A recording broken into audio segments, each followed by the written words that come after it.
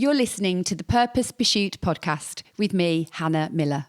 This episode is free to access. If you're looking for deeper connection, join the Purpose Pursuit Together, a guided community with bonus podcast episodes, monthly connection calls, quarterly workshops, and practical tools for purposeful work and life. Hi, welcome back, everybody. As I was preparing for today's podcast episode, I was thinking about a recent situation I was in when we were recording my audiobook. And when we were doing the audiobook, you're in a booth and you're sitting there and you're reading the content and you're concentrating really hard to try not to make mistakes. And when I was sitting there doing the recording, you'd obviously sometimes make a mistake and the editor would tell you and the producer, and you'd go back and repeat that bit. And sometimes when we've been going for quite a long time and we'd done really well with very minimal mistakes, we'd start to notice that the mistakes would go up and there'd be a few more in a row. And he'd say to me, right, let's go and have a cup of tea, go and stand outside for 2 minutes. And we'd go do that. And then we'd come back in the room and I'd sit down again and we'd get going. And I would honestly go for about maybe 45 minutes and I wouldn't make a single error. And it was one of the best examples I've ever physically seen of where the power of a little pause had such a positive impact on my work and my sense of concentration and just my clarity of thought. And so today's episode is a short look at the idea, I've just pressed start on my timer because I like to make sure I don't go on for too long, of making sure we pause and the power of pausing when everything around us feels really urgent. And that's what we're going to talk about today. And actually, as I was preparing this shorter episode, this is one of our free to access episodes.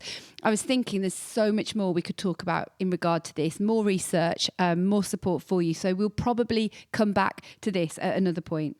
But this is based on the idea of the pause. And in many ways, we're talking more about the short pause here, not the long pause where we have long breaks and we have holidays or extended time off work. We're more thinking about building the power of the pause into our everyday busy lives. Things that where we feel like pausing, we don't have the time to do it. Like we've got so much going on. I haven't got time to do that. I haven't got time to have a cup of tea. I haven't got time to stop for a moment. I must keep going. And I want to stop and get you to reconsider that perspective. I want to get myself to stop and reconsider that perspective.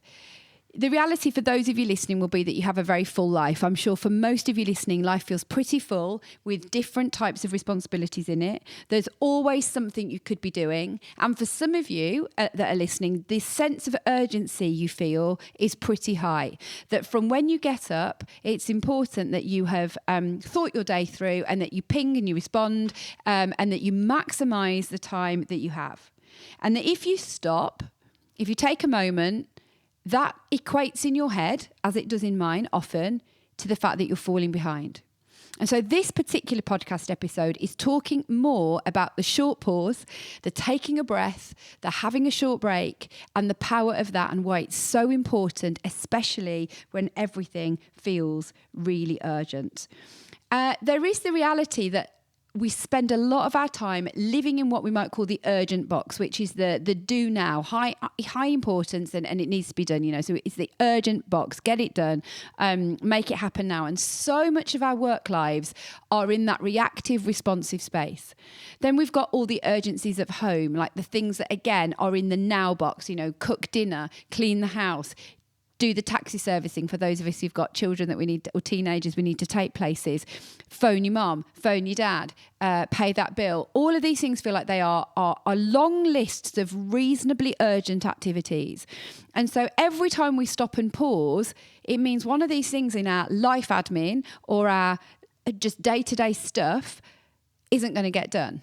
That's how we see it in our head. Add on top of that, as Laura and I were preparing, we were talking about the other people's urgency problem as well. So as well as our urgency and everything that's going on, the number of times we are responding to emails from clients or colleagues or whatever your work situation is that are so urgent that didn't need to be so urgent with a little bit of thought. I find that we are doing a lot of things where we are reacting urgently to other people's urgency. And then when you add in like the fact that, many of us check our emails before we've done anything else or get embroiled into things before we'd had a chance to set our intentions for the day, No wonder we feel very quickly in an urgent space that we then can't seem to get out of, which of course puts our brain into a certain sort of frame of mind. Literally part of our brain is activated and takes over and takes control. And in preparation for this book, I've thought about a few different resources, including a book from the Do series, which is called Pause by Robert Poynton. I think I've said his name correctly. And I'm going to be picking up a couple of his ideas in here as well as others. And also, when we were reflecting on this, we were reflecting on, as well as this need of urgency, we were thinking about how the power of the pause is something we need to really fully understand. The difference it makes to us. We are living in this constant motion. And again, urgency has become normal. We don't... I feel like if I reflect on even like 5 to 10 years ago, the level of urgency in my life has absolutely skyrocketed. And that's not because I'm in a completely different life phase. I just think the way the world works has got more urgent. The more things happen quickly, the more we expect them to happen quickly.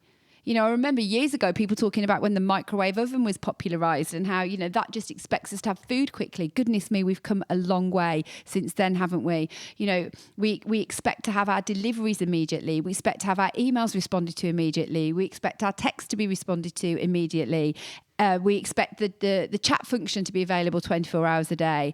And we live in this like, I want my parcels now. I want to drop this off now. You know, this now, which is, without us realising, like cultivating an urgent state of mind and an urgent state of heart maybe as well. And if you've got a personality anything like mine, you don't need a lot of help with that. My brain is quick, my actions are quick, and I just pour fuel on that problem and exacerbate it by continuing to live in quite an urgent space. And by the way, there is nothing wrong with being a quick person. There's nothing wrong with being somebody who's more active and responsive and speedy. It's just that that's not the only setting. In the same way, if you're a deep thinker, there is nothing wrong with being that. And goodness me, we need you to be pondering, to be reflecting, to be deeply considerate and reflective and looking at things from different angles. Sometimes you need to think quicker and reactively because you need that setting too. My argument today is that the way the world works is that urgent thing is just ramped up because of the way everything is set up around us. And even as I'm listening to this, you know, and as I'm putting this podcast together, I'm aware how busy you are. I'm aware you need actionable things. And I want to try and reflect today on why the pause is important to us, as well as understanding that urgency is such a problem. Now, the reason urgency is becoming more of a problem and living constantly in urgency is that it's what happens when we get under this state of pressure. So when we're in urgency, when things feel incredibly pressured and we feel like everything is respond now, do now, which so many of you will be experiencing in your work and lives, it narrows our thinking. So rather than thinking expansively, we start to narrow in. We stop like choosing proactively and we move into reactivity. We just react. We move quicker. We speak more sharply. We move into control mode and we focus on just getting through rather than showing up well and doing things properly. I know from when I talk to people about pressured, urgent times at work, they can give me examples of how they see their bosses or their leaders or their teammates' personality sort of augment, not necessarily for the good. And so I know people have talked to me about, you know, they see their boss become increasingly controlling and command and control when they're in an urgent time. Other people may go the other way and just completely become paralysed in those moments and just want somebody to tell them what to do. But when, rather than urgent being a state that we access sometimes and it becomes the norm, it kind of flattens our life. Everything then feels equally important and everything's equally urgent. You know, there are real urgent things like when you have to phone 999, and there are less urgent things, which are when somebody else's emails come in and come into your space and feels like it should be dealt with now. I'm not going to lie, there's loads of times I have just reacted to other people's urgency with urgency. Because if you look at this through the lens of being someone who wants to please people, when I get last minute client requests, most of the time I end up just doing it because I just think, well, they're urgent, so I'll just respond to their urgency. But all we do is magnify the urgency for everybody when we do that, rather than thinking, actually, this is real urgency rather than felt urgency. So I think my first reflection is for us to consider the difference between real urgency and felt urgency, and also urgency that comes from a lack of planning and comes from a lack of forethought, which we're all guilty of, myself including in that. Now, when we take time to pause, which is what we're thinking about today, we're not talking about long rest periods. We're not talking about sabbaticals or rhythms of how we work. We're literally talking about pausing. We actually reclaim a bit of choice in our life. Let me explain what I mean. You've probably heard of a guy called Viktor Frankl. He wrote Man's Search for Meaning. And he talks about there is a space between a stimulus and our response. So something happens and then we respond, and there is a space in between. And in that space, he says, is our freedom to choose. And the pause that we choose to take in between the stimulus and the response, that pause is where we build in that freedom to choose. It's where we build in a space to make better choices. And I would argue with you that every time I have a stimulus and I respond without a pause, generally, unless it's a high stakes situation where you just need to, I don't know, grab a child back from the side of the road who's about to get, step out into busy traffic, every other possible thing I can think of, it's been better because I left a gap to choose, just a pause. Gather myself, think, am I going to react out of my amygdala part of my brain, or am I going to stop, process and think about what's best? And if we are living with this deep sense of urgent, what's happening is that space, the freedom to choose, the freedom to do well, the freedom to react well, to make wise decisions is lost. And so we need to think about these pauses. And by the way, I'm talking at the moment about like 5-second pauses, 10-second pauses. I mean, sometimes I just think, gosh, I'm on such a, treadmill that I even think that 5 seconds feels like a long time. I'm literally going to pause now for 5 seconds.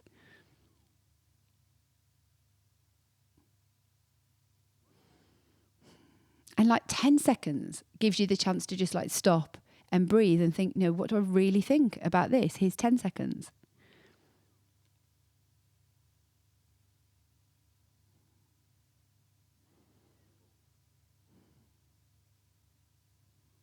Seconds. And in that, you can just regulate yourself a bit, take a step back and just think, how do I want to engage in this? Even just doing that, I can feel myself feeling different. I can feel my pace has slowed down. I've grounded myself in this moment. I feel a bit more present again. And we've all got 10 seconds. Like none of us are so busy that we can't do that. We think we are. I remember being in seasons of life in a previous job where the job was such that I'd go, I haven't even been to the toilet today. Now, it's ridiculous to think that I couldn't go to the toilet. Of course I can, but for some reason that sense of urgency and do had meant that I just didn't even prioritise that. And so the research and practice show us that when we build in a pause, when we just stop for a moment, whatever those pausing practices look like, I'm talking about pausing in the middle of those situations that are urgent, but it could also be that you pause and you stop and have 3 minutes of quiet in the morning. You do some mindfulness practices. My watch will sometimes go, it's time for some mindfulness. Or you stop, and those of you who have a practice of prayer, you build that time of quiet into your prayer time. It could be that you do something like Pilates or yoga, which is another grounding, present, pausing kind of practice. Because when you do yoga and you hold a move, not a move, what do you call them? It's not a position. What are they called? It's not a stance. I don't know what the word is. Tell me, somebody afterwards. But when you hold a position for a while, you are pausing. You're holding and you're pausing and you're making space for your thoughts. You're making space to slow things down and to re-regulate yourself. And the reason all these practices of prayer, mindfulness, quiet, solitude, yoga, other things that I haven't mentioned here, the reason people want them in their life is because it does have an impact on our body and our mind. It calms our nervous system down. We were joking yesterday, me, Laura and Hannah. Hannah is Laura's sister and she's working with me a bit at the moment. And we were just saying, why is it called the nervous system? I mean, literally, it's why can't it be called the calm system? But the nervous system gets calmed down when we take a moment to pause. It allows the thinking part of our brain to re-engage. So the amygdala, which I mentioned before, which I'm sure you've heard of, I went through most of my, first half of my life having never heard of the amygdala, and now I've heard of it 100 million times. But the amygdala is the part of our brain that engages in fight and flight. It's the part of our brain that reacts. And there are times we need our amygdala to help us, but it's not the form that should be the part of our brain that it should be dominant in every situation. Sometimes my kids will say to me, why are you being like that? And I think it's because I'm responding out of amygdala brain because I'm in this state of urgency. I'm sure you've got your own versions of that. It's known that our decision-making improves through pausing, our anxiety reduces, and our creativity begins to increase as well, because we're building that ability to literally let our brain and our minds and our bodies pause. The science suggests to us that when we pause, it gives us access to better thinking. It's that straightforward. And even my example of stopping, standing outside for 5 minutes and then going back to work, I was much sharper. I literally have the evidence in front of me of, goodness me, I've just gone a really long period without a single error because my brain was reset, my body was calmer, I'd had that moment to breathe deeply and I could go again. And so I think just practically, just thinking about the power of that pause on your body. I was also thinking about when I was at school, I did music A-level, and I remember learning about John Cage, who was a modern musician, and he had a piece of work called 4 minutes, 33 seconds that we looked at in class. And I remember being a bit like, well, that's ridiculous. That's not a piece of music at the time. But it was 4 minutes, 33 seconds of the recording of him sitting at the piano. And he was making a point that the whole of life is music, and the space in between, and the rustling of the paper, and the cough, and the movement, and the shuffle of the papers, or the ruffle of the clothes. All of it is part of music. The space in between the notes, the space in between the sound. And obviously he was trying to make a bigger point, and he didn't just sell lots of records with nothing on it in an Emperor's New Clothes kind of way, but he was making a point about life, that the space in between is often which there's beauty, there's unexpected stuff that takes place in those moments. And if we don't have any room for that, it can't happen. So how do we build that John Cage 4 minutes 33 seconds into the way we see life and think differently, especially those of us who by nature are in busy performing stages of our life where there's a lot expected of us, and we like literally can't see the wood for the trees sometimes. We don't even have a clue where to do that. So why don't we just think, let's make this accessible. Start with taking a deep breath before you respond to an email. Taking a deep breath before you decide how you're going to respond to a situation. Counting for a few seconds before you step in. By the way, the pause is really important in conversation, whether as if you're listening to this as a leader or somebody who works alongside others. Sometimes we fill gaps with our talking that I've noticed as a coach, or I've noticed as a leader. If I just wait, something might happen. Like if I can be confident to just wait in that pause, somebody will speak. When I used to be a teacher, we'd often talk about how teachers fill gaps when we ask questions. If we don't get an answer from the student straight away, we ask another question and we fill that gap. Why don't we just pause a little bit longer, and wait and see what happens in that moment while people's brains are catching up and they're thinking, giving people the opportunity to do that. We're going to shift from reactivity to being more responsible. All this is doable for each of us. John Stokes said we need to learn to treat our mind like an overactive child that needs gentle redirection rather than suppression. Oh, that was really good. Like, if I've got a child, who's really, running around madly, they're having like puppy zoomies, as we used to call it. Actually, just gentle redirection. Let's come and do this. Let's sit over here. It's a bit like that idea of building in a pause. So we go to our brain, look over here. Look at this. Stop for a moment. Gentle sort of like picking it up and saying, no, this is all we need. We don't need to suppress it.